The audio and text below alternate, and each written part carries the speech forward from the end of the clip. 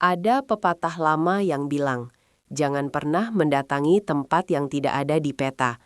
Aku menyesal tidak mempercayainya lebih awal. Namaku Aris, seorang guru muda yang penuh idealisme. Hari itu, sebuah amplop coklat mendarat di mejaku. Surat penugasan resmi dari dinas. Isinya, penempatan di Desa Sukosari, sebuah titik terpencil di balik barisan bukit Jawa Tengah, yang bahkan sinyal GPS pun enggan menyentuhnya. Aku berangkat dengan semangat membara, membawa tas ransel berisi buku-buku dan harapan untuk mencerdaskan anak bangsa. Namun, semakin jauh roda bus membawaku ke pedalaman, semakin aku merasa dunia sedang mencoba memperingatiku untuk berbalik arah. Bus itu menurunkanku di sebuah pertigaan tua. Sopirnya tidak berani menatap mataku saat memberikan kembalian. Dia hanya menunjuk ke arah jalan setapak yang ditumbuhi pohon beringin besar. "Lurus saja, Mas. Nanti kalau ketemu gapura kayu, itulah Sukosari," katanya dengan suara gemetar sebelum tancap gas meninggalkan debu yang menyesakkan dada. Aku berjalan kaki selama 3 jam. Matahari mulai tenggelam, menyisakan warna jingga yang tampak seperti darah segar di cakrawala. Kabut mulai turun, tebal dan dingin, merayap di sela-sela kakiku. Saat itulah aku melihatnya. Sebuah gapura kayu hitam dengan ukiran kepala macan yang tampak sangat hidup. Di atasnya tertulis, Desa Sukosari. Tapi aneh, udara di sini berbeda. Bau melati yang terlalu menyengat bercampur dengan aroma tanah basah yang busuk. Aku melangkah masuk, melewati batas desa, tanpa menyadari bahwa aku baru saja melintasi batas antara dunia manusia dan dunia yang seharusnya tidak pernah kusentuh. Desa itu tampak sangat tradisional. Rumah-rumahnya masih berdinding bambu dengan atap rumbia. Tak ada lampu listrik, hanya obor-obor minyak yang apinya bergoyang ditiup angin malam. Penduduk desa berdiri di depan rumah masing-masing. Mereka memakai pakaian kumal, menatapku dengan mata yang datar. Tidak ada senyum, tidak ada suara. Seorang pria tua dengan punggung bungkuk menghampiriku. "Pak Kades," pikirku. Dia memperkenalkannya dirinya sebagai Mbah Wiryo. Tangannya saat menyalamiku terasa sedingin es. Bukan dingin karena cuaca, tapi dingin yang mengingatkanku pada daging yang sudah lama di dalam lemari pendingin. "Sampun nunggu dangu, Pak Guru. Mari, sekolahnya sudah siap." Murid-murid sudah haus akan ilmu. Dia membawaku ke sebuah bangunan tua di ujung desa.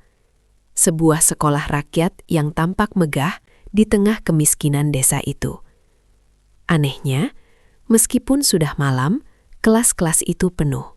Aku bisa melihat bayangan kecil duduk rapi di balik jendela kayu yang lapuk.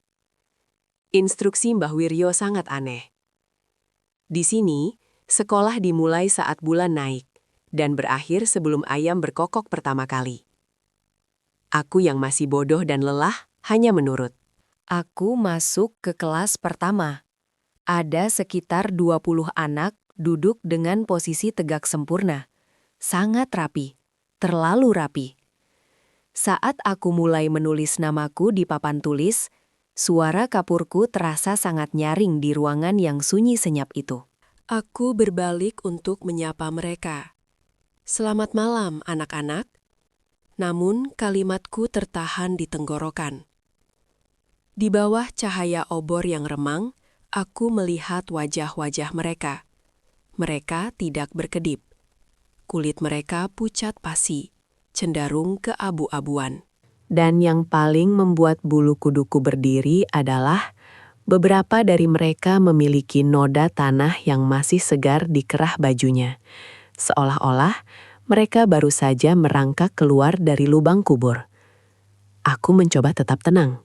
Mungkin ini hanya masalah sanitasi desa terpencil, Pikirku menghibur diri. Tapi, saat aku meminta seorang murid bernama Budi untuk membaca buku, dia tidak membuka mulutnya. Suaranya keluar begitu saja dari lehernya yang robek.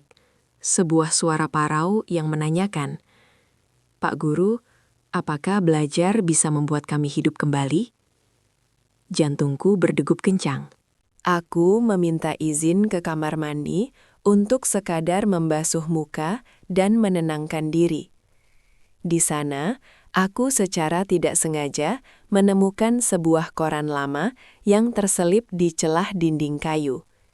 Koran bertahun 1978. Judul utamanya membuat duniaku runtuh. Desa Sukosari musnah diterjang longsor. Seluruh penduduk tewas tertimbun. Keringat dingin mengucur deras. Jika desa ini sudah musnah 50 tahun lalu siapa yang sedang aku ajar di kelas tadi? Aku merogoh saku, mengambil surat penugasanku kembali. Di bawah cahaya obor, tulisan Sukosari perlahan berubah menjadi tulisan tangan merah yang bergetar. Sukosari Purwa, Desa Pararoh. Aku tersadar. Aku tidak sedang berada di desa yang salah karena kelalaian administrasi. Aku ditarik ke sini sebagai tumbal untuk mengajar mereka yang tak pernah sempat dewasa. Aku tidak boleh menunggu sampai pagi. Karena jika ayam tidak pernah berkokok di desa ini, aku tidak akan pernah bisa keluar. Aku keluar dari gedung sekolah, mencoba berlari menuju gapura. Tapi desa itu berubah. Rumah-rumah yang tadinya bambu kini tampak seperti nisan besar yang berjajar. Mbah Wiryo berdiri di tengah jalan, wajahnya kini separuh hancur, memperlihatkan tengkorak yang menghitam. "Mau kemana, Pak Guru? Pelajaran belum selesai," teriaknya. Suaranya bukan lagi suara manusia, melainkan geraman ribuan binatang buas. Penduduk desa keluar dari kegelapan. Mereka tidak lagi berjalan, melainkan melayang dan merangkak dengan patahan tulang yang berbunyi krek, krek, krek. Aku terus berlari, mengabaikan rasa sakit di paru-paruku. Di belakangku, suara anak-anak kecil tadi tertawa, memanggil namaku, meminta aku kembali untuk mengajari mereka cara mati dengan tenang. Aku ditemukan pingsan di pinggir jalan raya oleh warga desa tetangga keesokan harinya. Mereka bilang aku beruntung. Banyak guru atau pendatang sebelumnya yang masuk ke arah bukit itu tidak pernah kembali lagi. Saat mereka memeriksa tas ranselku, isinya bukan lagi buku-buku pelajaran, melainkan tumpukan daun jati kering dan tanah kuburan yang masih basah. Sampai sekarang, setiap kali aku memejamkan mata, aku masih mendengar suara kapur yang berderit di papan tulis. Dan di balik jendela kamarku yang gelap, aku tahu mereka masih menungguku di kelas tengah malam itu.